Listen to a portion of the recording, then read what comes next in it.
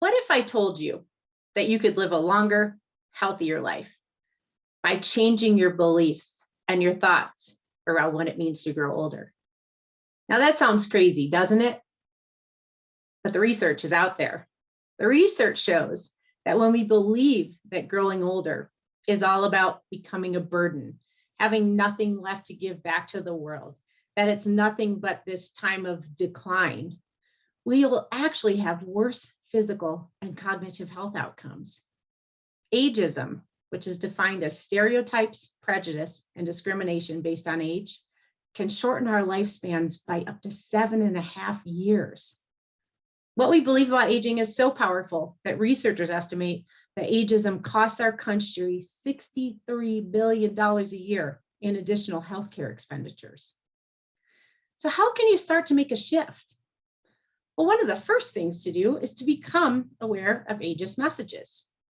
You know, all of those negative stereotypes of aging that we see in advertising, that we hear about in news stories, that we experience in conversations around us every single day. You might even want to do an ageism awareness challenge, where you and a group of friends or colleagues track the negative stereotypes that you experience over a week's time, and then get back together and talk about it. Awareness is the first step. The second is to separate fact from myth. For example, one of the very prevalent stereotypes of aging is that of the grumpy, sad, depressed older person. But research shows that the opposite is true. Now, there have been studies where people self-reported their well-being and life satisfaction. And what these studies have found is that that satisfaction and well-being actually improves later in life. It's called the happiness curve, based on the way that the data shows up in a graph. So when we're younger, in our teens or early adulthood, we tend to have relatively positive well-being. That decreases as we reach middle age, and then goes up and keeps going up through the remaining decades of life. It's important that we look at these kinds of studies and push back against a lot of the myths that are out there. The third is to change the conversation. Yes, there are very real physical challenges and changes that come with aging. But aging is also about momentum. It's about experience, insights, knowledge that can only come with living more years.